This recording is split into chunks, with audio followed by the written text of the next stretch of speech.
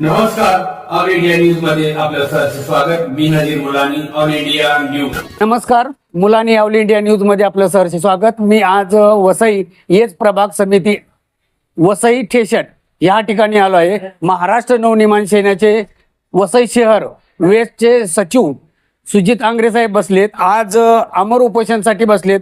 कोणता मुद्दा आहे आणि त्या कोणत्या मुद्द्यावरती ते अमर उपोषण करतायत ते आजपासून आता सध्या उपोषण चालू आहे. मी त्या ठिकाणी आलो आहे. तर सुजित आंग्रे साहेब, मुलांनी ऑल इंडिया न्यूजमध्ये आपलं स्वागत आहे. तर आपण अमर उपोषणला बसलात, काय मुद्दे आहेत आणि ते अमर उपोषणला बसण्याच्या निगडीमध्ये कुठले कुठले मुद्दे आपण घेऊन बसला आणि महानगरपालिकेला पाठपुरावा केला आहे? महत्त्वाचं म्हणजे ज्यावेळी मी 2022 पासून एक पाठपुरावा करतोय की अनधिकृत फेरीवाले, अनधिकृत जे स्टॉल लावलेत त्यांच्या संदर्भात मी पाठपुरावा चालू आहे माझा. आणि त्यावेळी मी माहिती सुद्धा मागवली होती की हे जे स्टॉल दिलेले आहेत, जे अंबाडी रोडला स्टॉल आहेत, तसेच त्या अंबाडी रोडच्या अपोजिटला सुद्धा ते खाऊगली आहे, ते स्टॉल या लोकांना कोणत्या तुम्ही परवानग्या दिलेल्या आहेत? पण त्यावेळी मला उत्तर दिलं की ह्या लोकांना कोणत्याही प्रकारच्या परवानग्या दिलेल्या नाहीत. त्यानंतर मी सतत पाठपुरावा माझा चालू ठेवला आणि आज म्हणजे काही 10 दिवसापूर्वी एक आपल्या 60 फीटला 2 मराठी मुलांवरती हे परप्रांतीय फेरीवाल्यांनी जो हमला केला, हा हमला जो केला त्याच्यामध्ये त्यांना बांबूने मारहाण झाली त्या मुलांना. माझं मत एवढंच होतं की हे जे वाढत चाललेले फेरीवाले आहेत त्या फेरीवाल्यांना कुठेतरी आळा घाला, हे मी सतत महानगरपालिकेला सांगत होतो. परंतु महानगरपालिकेचे सहाय्यक आयुक्त जे आजपर्यंत किल्सन गोन्साल्विस असतील, घाडीगावकर असतील, जे सुरेश पाटील असतील, या लोकांनी आजपर्यंत त्या गोष्टीकडे जाणून बुजून कानाडोळा केला. मला कळत नाही की हे कानाडोळा काय करतात, की यांचं काय लागे बांधे आहेत का तिथे? कारण की जे आज मला म्हणजे आज जे फेरीवाले आहेत, आज 10 फेरीवाले जे सुरुवातीला होते आज 100च्या वरती फेरीवाले झालेले आहेत. आज तुम्ही पाहू शकता, आज स्टेला पेट्रोल पंप असेल, तसेच अंबाडी रोड असेल, आज भाजी मार्केट आहे अंबाडी रोडचा. आज अंबाडी रोडच्या भाजी मार्केटमध्ये तुम्ही जा, तुम्ही तिथली परिस्थिती बघा. आज तिथून चालायला फुटपाथ नाही आहे. आज त्या लोकांना जे स्टॉल दिलेले आहेत त्या स्टॉलमध्ये खरं त्या लोकांनी जे त्यांचं भाजी विकायचं ते स्टॉलच्या आतमधून विकली पाहिजे. परंतु हे खुले आम रस्त्यामध्ये धंदा लावून ते दादागिरी करून हे लोक सरळ सरळ भाजी विकतात. मी महानगरपालिकेला सतत पाठपुरावा करतोय की यांच्यावरती कारवाई करा, पण कोणीही त्याच्याकडे त्या कारवाई करत नाही. त्यासाठी मी 7 दिवसापूर्वी एक पत्र दिलं होतं की तुम्ही ह्या सर्व यांच्यावरती थोडं कारवाई करा, पण त्याच्याकडे सुद्धा कानाडोळा केला. त्यानंतर मी आज आमरण उपोषणला बसलोय. नक्की आपण आता या वर्षी 2-3 वर्षापासून पाठपुरावा केला आणि माहिती अधिकार टाकून तुम्हाला काय उत्तर त्यातून निष्पन्न झालेलं आहे, महानगरपालिकेने दिलेलं आहे लेटर पाहिजे? मी 2022ला एक पत्रक केलं होतं, RTI मारला होता की जे H प्रभागाच्या हद्दीमध्ये जे असलेले पत्र्याचे स्टॉल आहेत त्या संदर्भात माहिती मागवली होती. पण त्या पत्र्याच्या स्टॉलला कोणत्याही प्रकारची परवानगी दिली नाही. तुम्ही पाहू शकता, हे माझ्याकडे पत्रक आहे. ते पत्रक जे आहे त्याच्यामध्ये सरळ सरळ प्रभाग समिती Hच्या हद्दीमध्ये पत्र्याच्या स्टॉल यांना महानगरपालिकेमार्फत कोणत्याही प्रकारची परवानगी दिलेली नाही.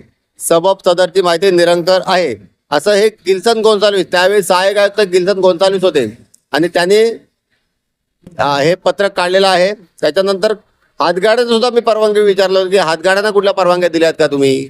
तर त्या सुद्धा परवानग्या दिलेल्या नाही आहेत. आणि जे आजच्या घडीला जे हातगाड्यांना जे परवानग्या आज तुम्ही पाहू शकता, आज जे फेरीवाल्यांचं जे लायसन देत आहेत आज त्याच्यामध्ये 80 ते 90% हे फेरीवाले जे लायसन दिलेले आहेत हे सुद्धा परप्रांतीय आहेत. आणि त्यांना कुठेतरी आळा बसावा ह्यासाठी मी सतत पाठपुरावा करतोय. परंतु कुठेही आळा बसत नाही. कारण की आज तुम्ही कोणतंही आज मराठी माणूस कोणतंही काम करायला गेला, कुठलेही काय करायला गेला, आधार कार्ड मागतात, डोमासाईल मागतात, सर्टिफिकेट मागत असतात, तुमचे पुरावे. मग मला कळत नाही, ह्या लोकांना ज्यावेळी तुम्ही लायसन देता, ह्या लोकांचं कुठलं डोमासाईल आलंय? आज हे गुंड प्रवृत्तीची माणसं, आज त्या लोकांनी UP बिहारमध्ये कुठलं तरी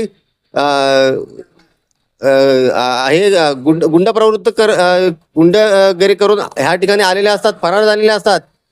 आणि ते आज या ठिकाणी व्यवसाय करत असतात आणि तेच हे उद्या आपल्या बोकांडी बसतील, त्यासाठी आज कुठेतरी आळा बसावा यासाठी आम्ही महाराष्ट्र नवनिर्माण सेनेतर्फे आज आंदोलन उपोषण करत आहोत आणि जिथपर्यंत ह्या गाड्या तुटत नाही तिथपर्यंत मी उपोषणला बसणार. तुम्हाला वाटत नाही का गिल्सन गोन्साल्विस हा सहआयुक्त असताना प्रत्येक विभागात अशाच प्रकारे त्यांनी काम केलंय आणि महानगरपालिकेचे आयुक्त उपायुक्त ह्याच्यावर का कारवाई करत नाहीत? हे नुसतं खाली लेटरबाजी करायची, लोकांना उत्तर द्यायचं आंदोलनाला परत जनतेला, आणि आम्ही कारवाई केलेली नाही, केली आहे आणि माहिती अधिकार निष्पन्न दाखवतात निरंकारी. मग अशा अधिकाऱ्यावरती कारवाई का महानगरपालिका करत नाही? याच्यावर तुम्ही काय बोलणार आहात?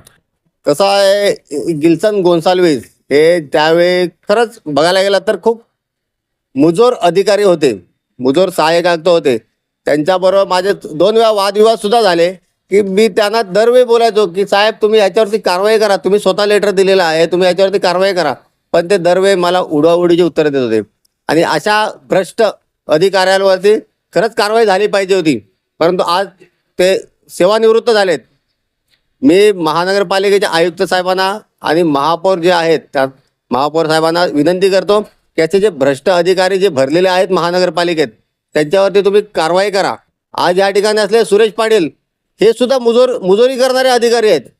यांना सुद्धा मी विनवणी केली, हे सुद्धा मला उडवाउडीची उत्तर देतात, मला वेळ नाही आहे, मी मीटिंगमध्ये आहे. मग जर जनतेचे सेवक, हे जनतेसाठी जे आज आपले जे नोकर आहेत हे लोक, मग हे जर आज आपल्याला असे उडवाउडीची उत्तरं देत असतील, मग आपण कोणाकडे दाद मागायची? म्हणून मी आज या ठिकाणी आमरण उपोषण करणार आणि जिथपर्यंत न्याय भेटत नाही तिथपर्यंत आमरण उपोषणला काम राहणार. हे होते सुजित आंग्रे, वसई शहर सचिव. यांनी जो मुद्दा घेतलेला आहे तो मुद्दा जुनून आहे आणि प्रत्येक विभागाला अशाच प्रकारे ही कीड लागलेली आहे. जसे अनधिकृत बांधकाम असेल, अनधिकृत झोपडपट्टीच्या बाजूला जे स्टॉल लावले जातात त्या लोकांना चालण्यासाठी, त्या ठिकाणी सुद्धा हे स्टॉल लावलेले आहेत आणि त्या स्टॉलमध्ये व्यापार न करता यांनी रोडवरती व्यापार करतात आणि नावाला स्टॉल ठेवलेला आहे. आणि काही निगडीत माहिती मिळाली की हे फक्त अपंग म्हणून सांगतात आणि भलत्यालाच कोणाला ते चालवाय देतात. अशा प्रकारे हे दिसून येतं. हे महानगरपालिका नक्कीच हे सहआयुक्त त्यांचे लागेबंद झालेत की काय, असं प्रश्न उपस्थित होताना दिसून येत आहे. तर मी आयुक्त साहेब आणि महानगर प्रशासनाला आग्रह करत आहे की नक्की काय चाललंय ह्याचा पाठपुरावा करावा आणि तुमच्याच अधिकाऱ्यांना जाब विचारावा. तर हे कुठं ना कुठे हे आमर उपोषण आंदोलन हे करण्याची पाळी ह्या अधिकाऱ्यामुळे येते असं सर्रास दिसून आलं. मी पुन्हा त्यांना आव्हान करतो, हे असे जर आमर उपोषण करून जर न्याय मिळत असेल तर मोठी बाब आहे. या महाराष्ट्रात एक आमर उपोषण करून सगळंच न्याय मिळत असेल, मोठी कीड लागलेली आहे. तर अधिकारी करतात काय? तर हे अशाच प्रकारे काम करत असतील तर नक्कीच या अधिकाऱ्यावर आपण तोडगा काढावा आणि जेणेकरून या पॉलिटिकलवाले असतील, पत्रकार असतील, जनता असेल, ह्यांना न्याय देण्याचं आपण काम करावं. कारण आपल्यावरच न्याय देण्याचं काम आहे आणि आपण ते अधिकारी आहात. आपलं जे कर्तव्य आहे आपण चांगल्या प्रकारे निभावं, ह्यासाठीच मी माझ्या चॅनलच्या माध्यमातून आपल्याला कळकळीची विनंती करत आहे. जय हिंद, जय महाराष्ट्र. धन्यवाद.